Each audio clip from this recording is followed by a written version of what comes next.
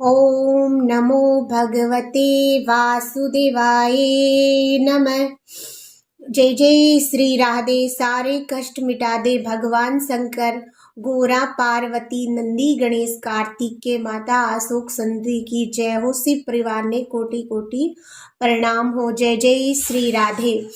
आज हम पौष मास के सफलता एकादशी की कथा का श्रवण करेंगे जो शुक्ल पक्ष में आती है। धर्मराज युधिष्ठिर कहने लगे, हे जनार्दन, मैंने मांगसिर शुक्ल एकादशी अर्थात मोक्षदा एकादशी का सविस्तार वर्ण सुना है। अब आप कृपा करके मुझे पौष मास के कृष्ण पक्ष की एकादशी के विषय में भी बतलाइए।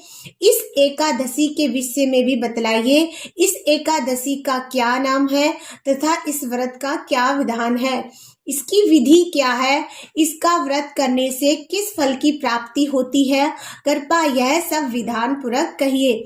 भगवान श्री कृष्ण बोले, पौष मास के कृष्ण पक्ष में आने वाली इसी एकादशी को सफलता एकादशी कहा जाता है। इस एकादशी के देवता श्री नारायण है। विधि पूर्वक इस व्रत को करना चाहिए। जिस प्रकार नागों में शेष नाग, पक्षियों में गरुड़, सब ग्रहों में चंद्रमा, यज्ञों में अश्वमेघ और देवताओं में भगवान विष्णु श्रेष्ठ है, उसी तरह सब व्रतों में एकादशी का व्रत श्रेष्ठ है। जो मनुष्य सदैव एकादशी का व्रत करते हैं वे मुझे परम प्रिय है।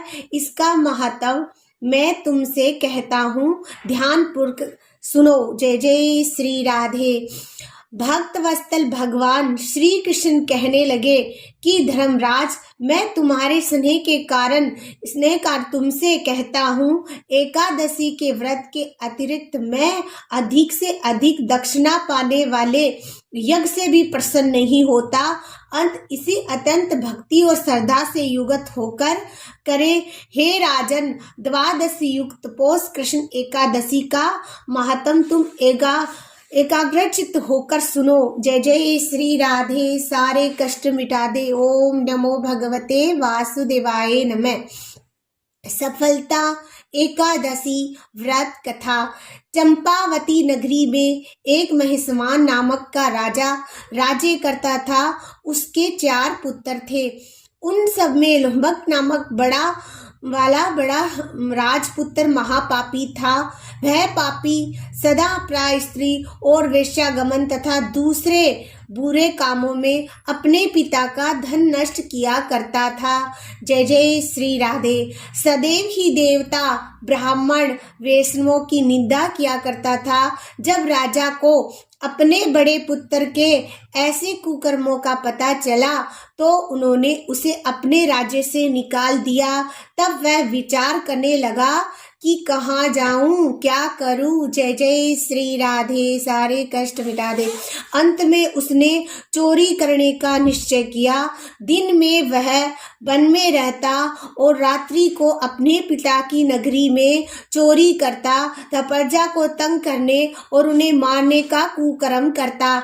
कुछ समय पश्चात सारी नगरी भयभीत हो गई। वह वन में रहकर पशु आदि को मारकर खाने लगा। जय जय श्री राधे। नाग, रिक और राजे के कर्मचारी उसे पकड़ लेते किंतु राजा के भय से छोड़ देते। जय जय श्री राधे।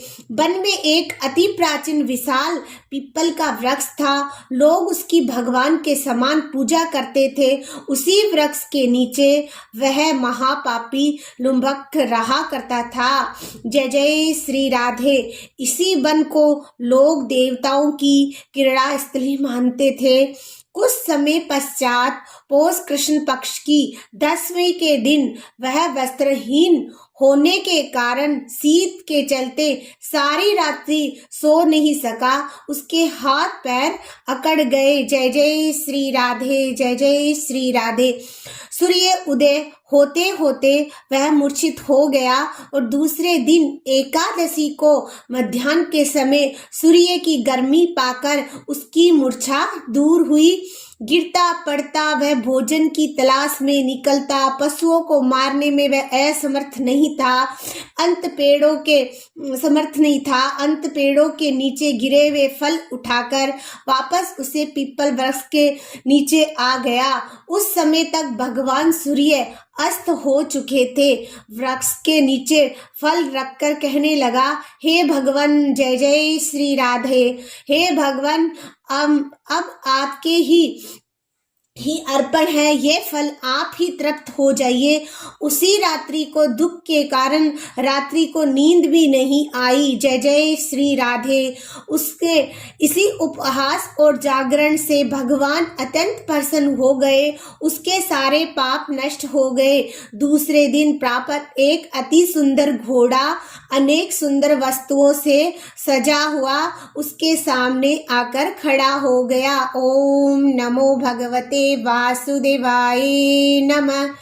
उसी समय आकाशवाणी हुई कि हे राजपुत्र, श्री नारायण की कृपा से तेरे पाप नष्ट हो गए। अब तू अपने पिता के पास जाकर राज्य प्राप्त कर। ऐसी वाणी सुनकर वह अत्यंत प्रसन्न हुआ और दिव्य वस्त्र धारण करके भगवान आपकी जय हो, भगवान आपकी जय हो, भगवान आपकी जय हो कहकर अपने पिता के पास गया। उसके पिता ने प्रसन्न होकर उसे समस्त राज्य का भार सौंप दिया और स्वयं वन के रास्ते चल दिए। जय जय श्री राधे। सारे कष्ट मिटा दे। अब भक्त शास्त्र अनुसार राज्य करने लगा। उसकी स्त्री पुत्र आदि सारा कुटुंब भगवान नारायण का परम भगत हो गया। वृद्ध होने पर वह भी अपने पुत्र को राज्य का भार सौंपकर वन में तपस्या करने चला गया। अंत समय वैकुंठ को प्राप्त हुआ। अंत जो मनुष्य इस परम पवित्र सफलता एकादशी का व्रत करता है उसे अंत में मुक्ति मिलती है। जो नहीं करते वे पूंछ और सींगों से रहित पशुओं के समान है। इसी सफलता एकादशी के महत्व को पढ़ने से अथवा श्रवण करने से मनुष्य को अश्वमेध यज्ञ का फल मिलता है। जय जय श्री राधे। जय जय श्री राधे। सारे कष्ट मिटा दे। ओम नमो भगवते वासुदेवाय नमः। ओम नमो भगवते वासुदेवाय नमः। और कोई भी एकादशी के दिन आपको भगवत गीता की आरती जरूर करनी चाहिए।